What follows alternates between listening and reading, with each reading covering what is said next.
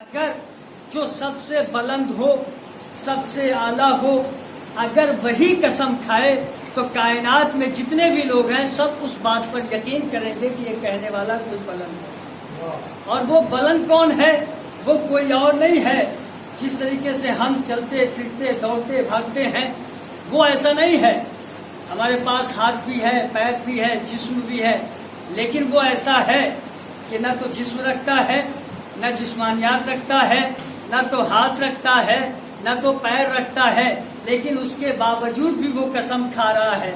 اور قسم کیا کھا رہا ہے کہ والتین والزیتون، تین کی قسم اور زیتون کی قسم، وطور سینینا اور طور سینا کی قسم، وطور سینینا وہذا بلد الامین، اور اس بلد امین کی قسم، لقد خلقنا الانسان فی احسن تقویم، کہ ہم نے انسان کو احسن تقویم پر پیدا کیا۔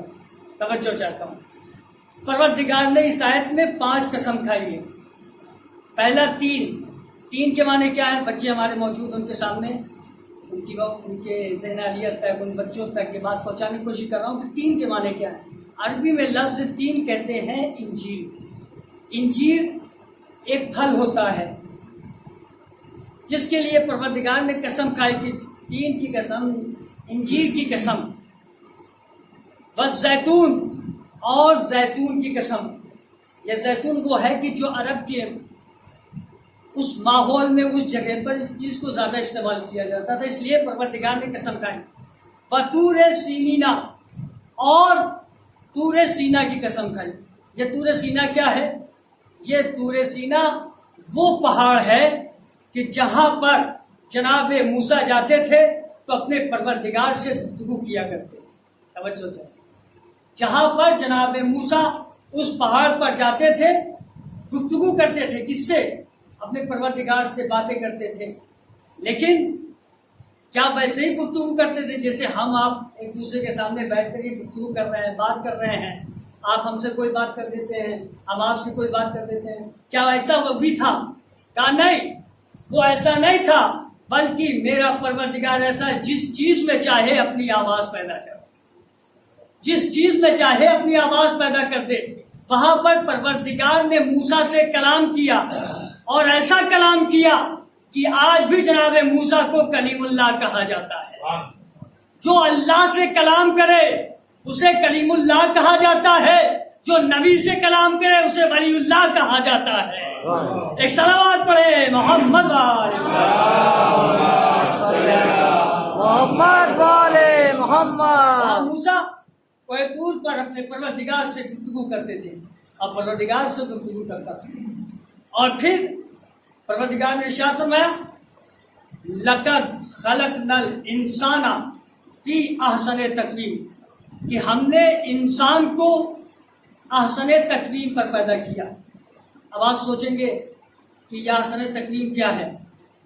اگر لفظ احسن تقویم پر آج بھی اگر غور کر لیا جائے، فکر کر لیا جائے، تو یقیناً انسانوں کو کسی اور مقام پر جانے کی ضرورت نہیں پڑے گی، کسی اور کے دروازے پر جانے کی ضرورت نہیں پڑے گی، کسی اور کے آستانے پر جانے کی ضرورت نہیں پڑے گی، اگر احسن تقویم کو دنیا سمجھ لے۔ اب عزیزو، یہی سمجھ میں نہیں آ رہا تھا کسی کو کہ یہ احسن تقویم ہے کیا۔ پروردگار نے جو کہا کہ لقد خلقنا الانسان فی احسن تقویم، کہ ہم نے انسان کو احسن تقویم پر پیدا کیا۔ اب لوگ پریشان ہوئے کہ آخر یہ احسن تقویم ہے کیا؟ اب جب پریشان ہوئے تو کون یاد آیا؟ وہی دروازہ یاد آیا جہاں پر بڑے بڑے آ کر کے اپنی مصیبتیں حل کرتے تھے، اور وہاں پر ان کی مشکل کشائی ہو جاتی۔ آپ سمجھے وہ کون؟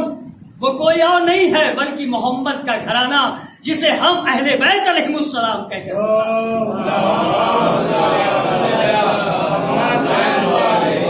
پوچھا گیا، پریشان ہوئے تو پوچھا آ کر کے، معصوم سے پوچھا، اور پانچویں معصوم سے پوچھا کہ بتائیے کہ پروردگار نے جو یہ کہا کہ لقد خلقنا الانسان فی احسن تقویم، کہ ہم نے انسان کو احسن تقویم پر پیدا کیا، تو ذرا مجھے ہمیں ذرا اتنا بتا دیں کہ یہ احسن تقویم ہے کیا ہم اس سے مراد آسمان سمجھیں؟ کیا ہم اس سے مراد زمین سمجھیں؟ کیا ہم اس سے مراد سورج سمجھیں؟ کیا ہم اس سے مراد چاند سمجھیں؟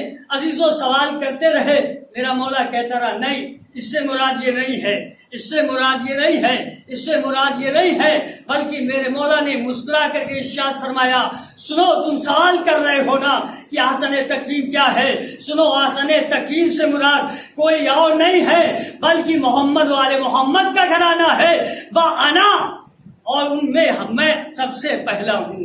ایک صلوات پڑھے محمد والے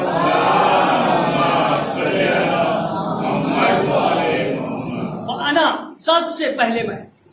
احسن تقویم، اور احسن تقویم کے معنی کیا ہے؟ پروردگار عالم نے جسے اعلیٰ ترین پیمانے پر خلق کیا، اس سے بہتر جملہ تو کوئی نہیں کہہ سکتا۔ میں نے انسانوں کو اعلیٰ ترین پیمانے پر پیدا کیا۔ جب پروردگار نے انسان کو اعلیٰ ترین پیمانے پر پیدا کیا ہے تو انسان کو کیسا ہونا چاہیے؟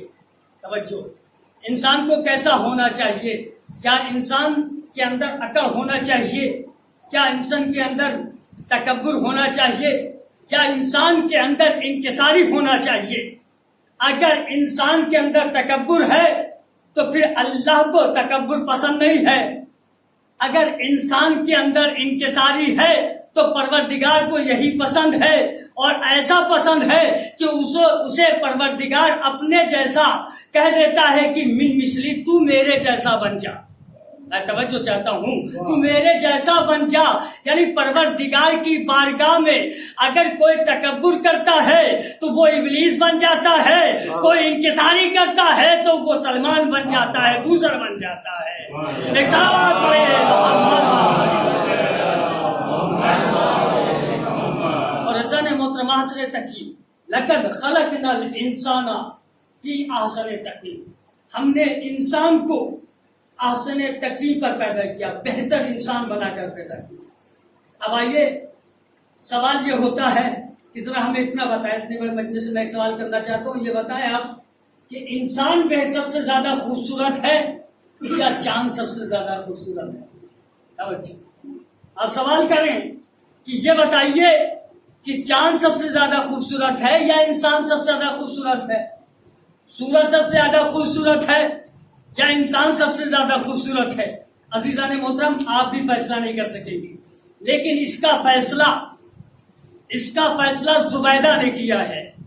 اور زبیدہ کون؟ امام کے چاہنے والی، مولا کے چاہنے والی، جو بہلول دانا کی بہن ہے۔ بہلول دانا کو سبھی جانتے ہیں، کون ایسا ہے جو نہیں جانتا؟ شیعہ نے حیدر کرار کا کوئی بندہ ایسا نہیں ہے جو نہیں جانتا۔ حاضر جواب، جب بھی کوئی سوال کیا جاتا تھا فوراً جواب دے دیا کرتے تھے۔ بہلول دانا کی بہن، ایک مرتبہ ہارون اپنی زوجہ کے ساتھ محل کے اوپر، چھت کے اوپر آسمان کا نظارہ کر رہا ہے کہ ایک مرتبہ اس نے چاند کو دیکھا۔ چاند کو دیکھنے کے بعد اپنی زوجہ کو دیکھا، زبیدہ کو دیکھا، اور زبیدہ کو دیکھنے کے بعد کہا، زبیدہ یہ بتاؤ کہ انسان خوبصورت ہے یا چاند سب سے زیادہ خوبصورت ہے؟ زبیدہ نے کہا آپ بتائیے، آپ کیا کہنا چاہتے ہیں، انسان خوبصورت ہے یا چاند خوبصورت ہے؟ انہوں نے کہا چاند سب سے زیادہ خوبصورت ہے۔ زبیدہ نے کہا نہیں، چاند خوبصورت نہیں ہے، انسان سب سے زیادہ خوبصورت ہے۔ کیا کیسے؟ اس کی دلیل کوئی دو میں کہ انسان سب سے زیادہ خوبصورت ہے، اور ہم نے تو خود ہی دیکھا کہ یہ چاند رات میں نکلتا ہے، اتنا روشنی دیتا ہے کہ ایک دوسرے کا چہرہ بھی دیکھا جا سکتا ہے اس روشنی میں، اتنا خوبصورت ہے چاند۔ زبیدہ نے کہا ایسا نہیں ہو سکتا، چاند خوبصورت نہیں، انسان خوبصورت ہے۔ کہ اگر تم نے دلیل نہ دی کہ انسان سب سے زیادہ خوبصورت ہے تو میں تمہیں طلاق دے دوں گا اور اپنے گھر سے نکال دوں گا۔ اب عزیزان محترم، زبیدہ ہے، آل محمد کی چاہنے والی ہے، اس نے کہہ تو دیا، مسئلہ بہت دور تک پھیلی، مسئلہ بہت دور تک پھیل گیا، بہت دور تک بات پہنچی، یہاں تک کہ امام کا چاہنے والا بہلول دانا उस तक की भी ये बात पहुंची कि मेरी बहन को हारून अपने घर से निकाल रहा और तलाक देने का कह रहा है कि हम तलाक दे दें। मसला क्या है बताया गया। क्या मसला ये है कि जुबैदा कह रही है कि इंसान सबसे ज्यादा खूबसूरत है और हारून कह रहा है कि चांद सबसे ज्यादा खूबसूरत है। तवज्जो चाह, जुबैदा कह रही है कि इंसान सबसे ज्यादा खूबसूरत और हारून कह रहा नहीं, इंसान सबसे ज्यादा खूबसूरत नहीं है बल्कि चांद सबसे ज्यादा खूबसूरत है। अब अजीजान मोहतरम, जब बहनों ने सुना कि अच्छा ये बात है, तो अच्छा ये बताओ आज मस्जिद में नमाज कौन पढ़ा? का फला मौलवी साहब है वो नमाज पढ़ा। का अच्छा ऐसा है तो उनसे कह दो कि आज वो नमाज नहीं पढ़ाएंगे बल्कि हम नमाज पढ़ेंगे। भाई हमारे यहाँ नमाज की कुछ भी शर्त है। जो आलिम होता है, जो नमाज पढ़ाता है, उसके लिए शर्त है कि वो आकिल हो, बालिग हो, आज़ाद हो, नशरी हो।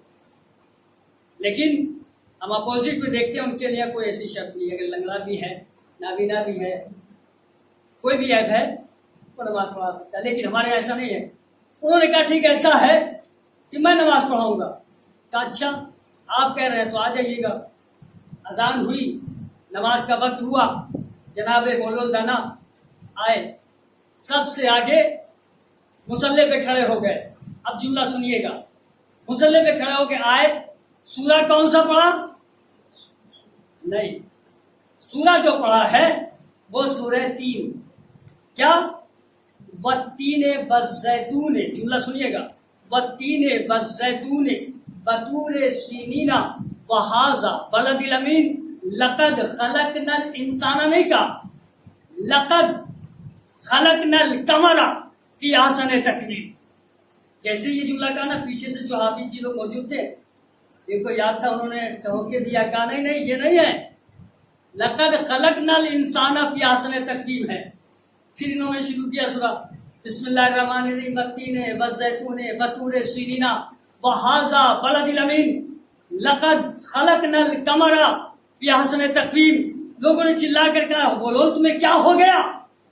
परवरदिगार तो कह रहा है लक़द खलक़नल इंसाना फी अहसनि तक़वीम, और तुम कह रहे हो लक़द खलक़नल कमरा फी अहसनि तक़वीम। बस फौरन ही बहलूल पीछे मुड़े। आवाज दी तो बहस किस बात की है, झगड़ा किस बात का है? जब परवरदिगार इंसान को खूबसूरत कह रहा है तो तुम चांद को खूबसूरत कहने वाले कौन हो? एक सलावत पढ़े मोहम्मद वाले।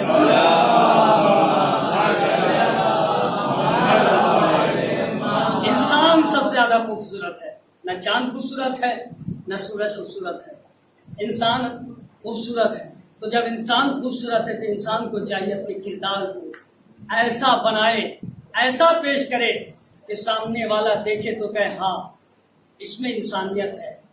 और एक बात क्या अर्ज कर दूं और रखते मसाइल, यही बहलूल दाना है। एक मरतबा हारून ने बहलूल को बुलाया। जुमला सुनिएगा, वाकया है और ये वाकया बड़ी इबरत वाली वाकया है और इसमें दर्स भी है।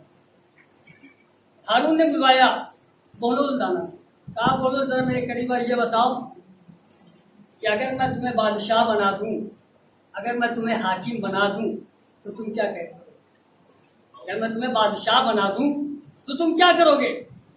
बोलो ने क्या जवाब दिया? नहीं, मैं बादशाह नहीं बनूंगा, मुझे बादशाह नहीं चाहिए, मैं जैसा हूं वैसा ही हूं, ठीक हूं।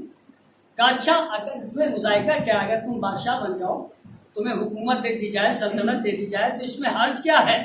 कहा नहीं मुझे नहीं चाहिए। कहा अच्छा बताओ तो सही। कहा अच्छा ये बताइए कि अगर आप जंगल में हो, अब जुमला सुनिएगा, बहलूल दाना का जुमला है, मेरा नहीं है। बहलूल दाना ने कहा अच्छा ये बताइए आप जंगल में हो और बहुत ज्यादा प्यास आपको लगी है, आपके ऊपर प्यास का गलबा बहुत ज्यादा हो, शिद्दत प्यास में आप तड़प रहे हो, आपके पास हुकूमत है, आप बादशाह हैं, कोई शख्स आया एक गिलास पानी लिए हुए है और लेने के बाद आपके करीब आया और कह रहा है बादशाह सलामत, ये गिलास का पानी मैं आपको देता हूँ, तो क्या आप इसके बदले में मुझे आधी हुकूमत दे देंगे?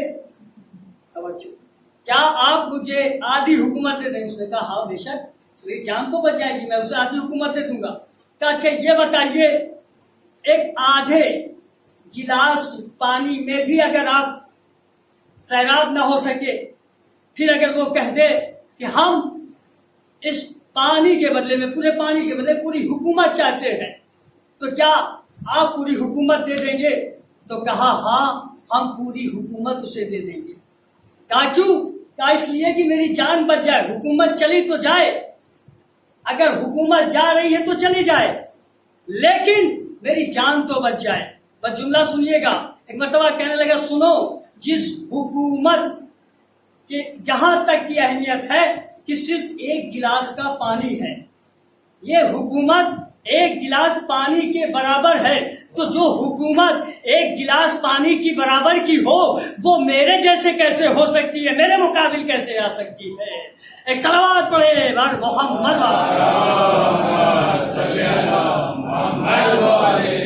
لقد خلقنا الانسان فی احسن تقویم، ہم نے انسان کو احسن تقویم پر پیدا کیا، اور پھر جب احسن تقویم پر پیدا کیا تو پھر احسن تقویم وہ ہیں کہ جنہیں محمد والے محمد کہا جاتا ہے، اور محمد والے محمد ایسے ہیں کہ جنہوں نے کسی کو بھی رسوا نہیں کیا، کسی کو بھی شرمندہ نہیں کیا، چاہے وہ کوئی بھی ہو، چاہے اپنا ہو چاہے پرایا ہو، کوئی بھی ان کے دروازے پر آیا ہے وہ خالی واپس نہیں گیا بلکہ اس کی چھوڑیا۔ یہی وجہ ہے کہ دین اسلام آواز دے رہا تھا کہ ہے کوئی جو مجھے بچا لے، ہے کوئی جو مجھے بچا لے، لیکن کوئی جواب نہیں دے رہا تھا۔ صرف آل محمد کا ایک فرد تھا جس نے آواز دی کہ یہ میرے نانا کے دین تو گھبرا نہیں، یہ حسین موجود ہے، یہ تجھے بچا۔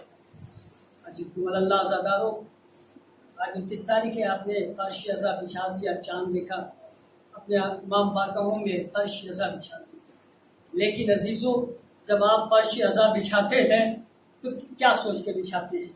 یہی سوچ کے بچھاتے ہیں نا کہ اس فرش ازا فاطمہ زہرا ہے۔ فاطمہ زہرا کون؟ جو بطول محمد کی بیٹی فاطمہ، اور وہ کس لیے آتی ہے؟ اس لیے آتی ہے تاکہ وہ چاہنے والے جو میرے لال حسین پر گریا کرے تو ہم اس کے اشک کو اپنے رومال میں رکھ لیں، اس لیے کہ یہ اشک میرے بچوں کے بچے کے لیے زخم کا۔ ہاں آزادارو، یہ تاریخ بڑی عجیب تاریخ ہمارے درمیان میں آنے والی ہے، اور آج فرش ازا بچھا دیا۔ اس فرش ازا کی عظمت کیا ہے عزیزوں؟ اس مجلس کی عظمت کو سمجھنا ہے تو شہزادی سے پوچھئے، جناب زینب سے پوچھئے، ام کلثوم سے پوچھئے۔ آپ نے چاند دیکھا، آپ کا دل بھر آیا کہ ہاں محرم آ گیا، ہم حسین کا ماتم کریں گے، ہم حسین پر گریا کریں گے، لیکن ذرا ہمیں اتنا بتائیے کہ جناب زینب نے اس چاند کو کیسے دیکھا ہوگا، ام کلثوم نے اس چاند کو کیسے دیکھا ہوگا، ام رباب نے اس چاند کو کیسے دیکھا ہوگا، ام لیلا نے اس چاند کو کیسے دیکھا ہوگا؟ ہاں اتنا ضرور سوچا ہوگا کہ یہ چاند تو نکلا ہے لیکن کل میرا چاند علی اکبر غروب ہو جائے گا، یہ چاند تو برآمد ہوا ہے، کل میرا علی اصغر غروب ہو جائے گا۔ آزادارو لیجئے، وہ وقت بھی آیا کہ جب حسین ایک سے الوداع ہو رہے تھے تو ایک جملہ کہا تھا، ان کانا دین محمد لم یتقم الا بقتلی یا سیوف حزنی، اے میرے نانا کے دین اگر تو میرے قتل سے باز نہیں آ سکتا تو اے تلواروں آؤ اور مجھے ٹکڑے ٹکڑے کر دو۔ عزیزوں ہم جب سفر کرتے ہیں، بس مجلس تمام ہے، سن لیجیے گا، احساس کر لیجیے گا، تصور کر لیجیے گا، ہم جب سفر کرتے ہیں، کہیں جاتے ہیں تو ہمارے دل میں یہ ہوتا ہے کہ ہم گھر واپس آئیں، ہم گھر واپس آئیں گے، لیکن حسین کو پتا ہے ہم جا رہے ہیں لیکن واپس نہیں آئیں گے۔ یہی وجہ سے ہے کہ اپنی ماں اور اپنے نانا کی قبر پر آئے، سب سے پہلے اپنے نانا کی قبر پر آنے کے بعد اپنے کو نانا کی قبر پر گرا دیا، نانا ارے تمہارا لاڈلا حسین جا رہا ہے، اے نانا جو حسین تمہاری قبر پر چراغ جلانے آتا تھا نا، اب وہ آپ کی قبر پر چراغ جلانے نہیں آئے گا۔ آزادار اس کے بعد ماں کی قبر پر آئے، بس مجلس تمام سن لیجیے گا، ماں کی قبر پر آئے اور ماں سے بھی بہن کی، اماں تمہارا لاڈلا حسین جا رہا ہے، جسے آپ نے چکیاں پیس کے پالا، وہ لاڈلا تمہارا جا رہا ہے. لیکن عزیز و تاریخ کہتی ہے کہ جب حسین اپنے نانا کی قبر کی طرف جا رہے تھے تو ایسے جا رہے تھے جیسے زمین اور آسمان کا شہزادہ جا رہا ہے. اپنے بھائی کی قبر کی طرف جا رہے تھے تو ایسا معلوم ہوتا تھا جیسے کوہ ابو کا، جیسے کوئی آسمان کا ستارہ جا رہا ہے، کوئی بادشاہ جا رہا ہے.